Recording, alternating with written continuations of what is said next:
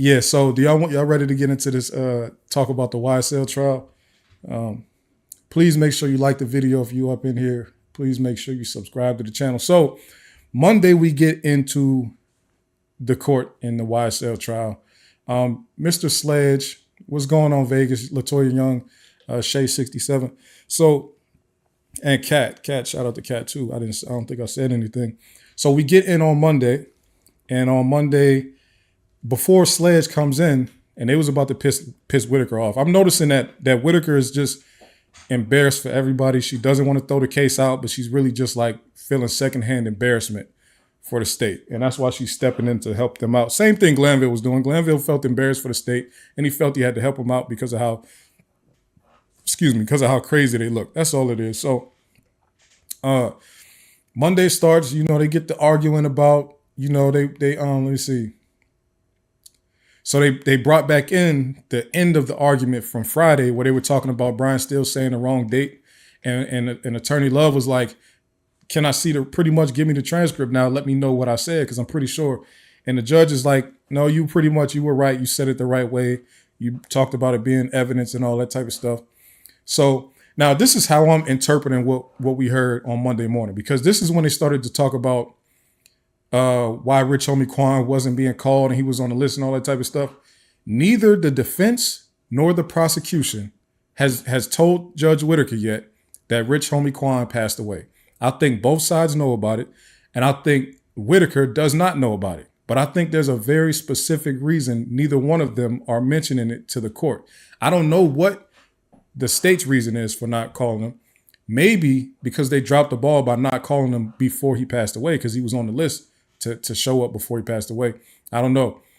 But it seems to me like Brian Steele is trying to bait the state into saying something negative about Rich Homie Quan. And not negative in the fact that insult or disrespect or anything like that. I think Brian Steele is trying to get the state to mention statements made by Rich Homie Quan that would make his character be in question, make his character look bad. And not because he wants to make Rich Homie Quan look bad. I think he wants the state to be looked at as evil for slandering that man's name while he has passed away. That's what I think Brian Steele is doing, because I know for a fact that Brian Steele knows that Rich Homie Quan passed away. And I know for a fact that he's purposely keep on bringing up stuff about Rich Homie Quan to draw the state into saying something about him, like in this state. That's why Attorney Love said, I have personal knowledge that they were not speaking after a certain date. What she's referring to is Rich Homie Quan told her himself, we stopped speaking after Donovan Thomas got killed. That's it. He told her that. We know he told her that. It is what it is. Another thing is they have a recording also of Rich Homie Quan, and RIP, I'm a fan of Rich Homie Quan, but they do have a recording of Rich Homie Quan saying that he think that Thug has something to do with Nut getting killed. He just don't have proof of it. He told the police that. I'm pretty sure he was talking to the police. I can't remember. But he told the police that Thug has something to do with that. I think Brian Steele, because I think Brian Steele has the whole time been playing a public perception game against the state. That's the reason why when the case first came out, Brian Steele's whole push was they're attacking black art, they're attacking music, entertainment. They won't let black artists be real entertainers. That was his whole campaign around Young Thug. That didn't really work. The judge still let in all the music and stuff like that. And now I think he's still playing. Well, he's been doing it the whole time, but I think he's still trying to get them to say something crazy. And it's going to make the last few people that were on the state side or whatever perception that they had that looked favorable, once they say something negative about Rich Homie Quan, I think they won't have any more support in the public. I think they're going to piss off the jury. And I think that's a strategy by Brian Steele. Now, I don't know. I could be wrong. But the way that he's been mentioning Rich Homie Quan, and the state has been calling him the young man and a gentleman, and they don't want to say his name. I think that Brian Steele is trying to bait them. Now, y'all gonna have to let me know what y'all think about that, but I think that's what's happening, because the state hasn't mentioned his name since he passed away, and they were saying his name a lot before he passed away. Okay, so the judge said, the judge pretty much said, what Attorney Love did was not good. It wasn't cool for her to mention, like, saying what evidence was in front of the jury and all that. But she said that it wasn't bad enough for a mistrial. So she denied Brown Steele's motion for a mistrial. And that was pretty much over, right? So they get back into, wait, let me see. Excuse me. All right, so Brian Steele also brings up the fact that there was Brady evidence in that coffee shop meeting that they had with Antonio Sledge in the state, right? But he kept on making a distinction, and this is where Brian Steele and the judge kind of started arguing with each other. Brian Steele is making a distinction between Brady material and Brady violation. Brian Steele is saying that something is Brady material, Brady evidence, or whatever, if it takes place while trial is already happening, it's the duty of the prosecution to give it over because it could be considered exculpatory, right? So if it's exculpatory evidence and the state finds it out, because if it was before trial started, it would be considered like discovery, right? But I guess it's all considered Brady, but anything that's considered exculpatory evidence that the state has, they have to turn it over. That's considered Brady evidence, like if it's exculpatory. That's how Brian Steele takes it. The way the judge takes it is, it's not Brady unless it's a Brady violation. And the only way it's a Brady violation is if you, as a lawyer, as an attorney, cannot reasonably attain or obtain that information, right? So by you can't reasonably obtain it, meaning if you go and ask the lawyer for the witness some information and they just tell you freely with no problem, then that's not considered Brady because you very easily was able to get that information. So that's so Brian Steele and the judge was argued about that, whatever. But pretty much what Brian Steele was saying is that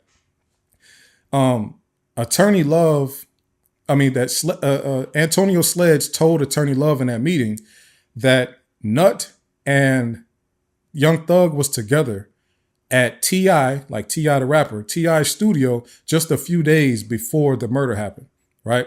So Brian Steele considered that exculpatory evidence because the theory by the state has been for a long time that Thug and Nut fell out sometime in fall 2014, and they fell out because Birdman and Rich Homie Quan, whatever, they fell out and they weren't speaking anymore, they weren't cool anymore. And all this time they had this information that Thug and Nut was together just right before that, and they didn't turn it over. Brian Steele found out because he went and had his own Zoom meeting with Antonio Sledge and Derek Wright, the lawyer, right? So they argued about that. Judge is like, you found out, I don't care about it no more. Pretty much let it go. It's not that bad. So then Antonio Sledge comes back in. Brian Steele is up on cross, and he pretty much, let me see, I don't think he asked anything else. Doesn't have many questions before. And so, yeah, he pretty much asked like a few more like basic questions, but then after that, it was pretty much nothing from there. And then let me see, what do I have here? Weinstein got up, asked a few questions. And then once Weinstein was done, they were back on direct examination. Love gets up there and Love is asking questions in a way that Antonio Sledge is pretty much irritated from the beginning. He starts to say, I don't recall to everything. This is the thing about trying to follow in the lead of people like Trontavia Stevens and people like Woody and stuff like that. They don't have the type of plea deal that you have, Mr. Sledge. You can't answer questions the way they answer questions. It does not work like that. First of all, Woody could talk like anything he wanted because he had immunity. He could do anything. Trontavia Stevens could talk the way he talked because at the most they could do was just impeach him, but he didn't have any sentences hanging over his head. He was on probation and that was it. He didn't have that count 30 thing that you have where he had a deferred sentencing. So you can't really do that whole, I don't recall, and get mad and tell Love you sick of her and all that. I don't understand that tactic by Mr. Sledge. He went off, he was like, yo, they went and took a break when he said he was getting real frustrated. They took a break. They came back.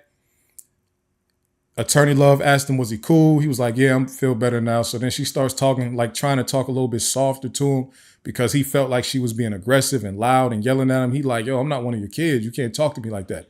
Talk to me like I'm a grown man. I'm 40 whatever years old. You need to watch your tone with me pretty much. I'm respecting you, respect me. So she was like, okay, cool, whatever. So then, he got frustrated again for whatever. Oh, no. So she said something else. He got frustrated. So she's like, I'm sorry for frustrating you, whatever. I don't want to frustrate you. He was like, you already did. She was like, well, can we start over? He was like, no. So Sledge is pissed off. He don't care about nothing anymore. He's going off the rails a little bit. They take a lunch. They come back. Things got calmed down a little bit. You know, they start talking about Travis Scott, and Attorney Love is just like, I don't know who that is. Like, can you tell me if this is a big artist or not? So, you know, Sledge kind of break down laughing. He just thought it was one of the funniest things ever that she wouldn't know who Travis Scott is because he's a huge artist, right? So that happened. That clip kind of went viral a little bit, but Travis Scott is big, but he wasn't super big back then, but he's superstar now. I mean, he was big back then, but he wasn't as big as he is now. So then she starts to get into, and this is why I was saying she's ducking saying anything about Rich Homie Quan because she knows what the defense is doing, right?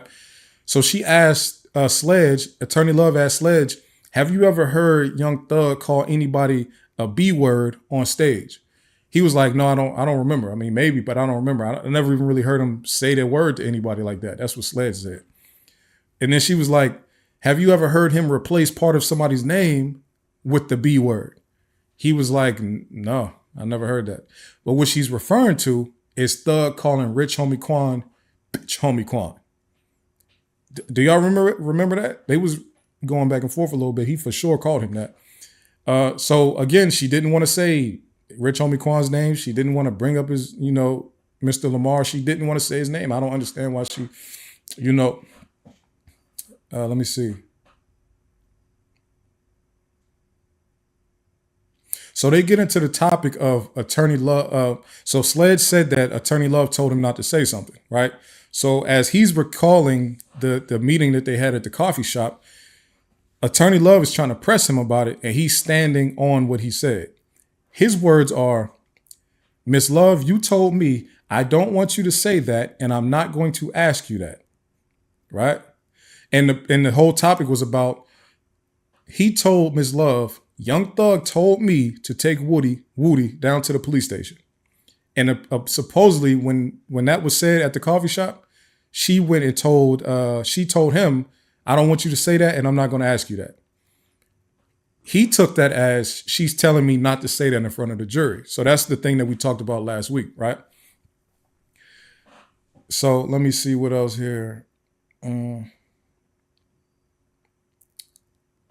Now, Love was really pressing him about that. And this is what I thought was interesting, right? Because remember, they argued about Antonio Sledge a couple weeks ago, and they argued about, Attorney Shard argued about Brady material being in that meeting.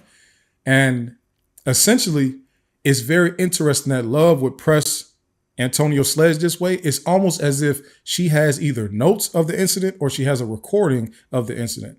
And specifically in front of Whitaker, when Shard was saying, we need the notes, when Weinstein was saying, we need the notes, when Harvey was saying, we need the notes, Attorney Love said that her and the 4 people with her, none of them took a single note about anything that Antonio Sledge has said. Do we really believe that? No, I definitely don't believe it, because she was almost recalling the conversation from the coffee shop as if she was looking at it on a paper somewhere. She wasn't saying, I don't remember saying that. She was saying, I don't think I did not. I know I didn't say that. I know for sure I didn't say that. I wouldn't say that. So, and the good thing, Antonio Sledge, good thing he didn't change it at all. He told her, you said this. I remember you saying this. Soon as I told you that he told me to take Woody down to the police station. You told me you don't want me to say that. And you told me that you're not going to ask me about that.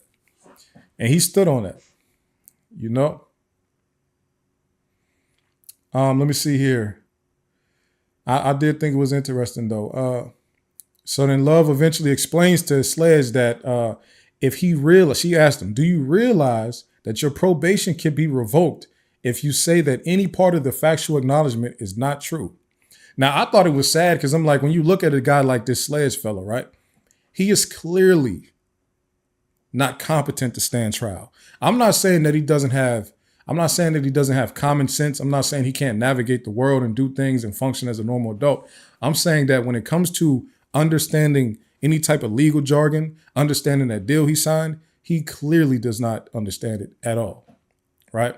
So him going up there and straight right off as soon as he got on the stand, he pretty much said, That stuff that I agreed to was not true. That's a direct violation of the plea deal he signed. Like, he can't even say the stuff is not true. Once he signed it, he was stuck. So he went off a couple times again. They took a break. They came back. Antonio Sledge he issued an apology to Attorney Love. You know, he went off for real. He issued an apology to her. He said, Judge, I just want to apologize to her for losing my cool, all that. And then Attorney Love didn't even ask him anything else. She was done. Everybody was done. Let him go temporarily, excused, all that type of stuff.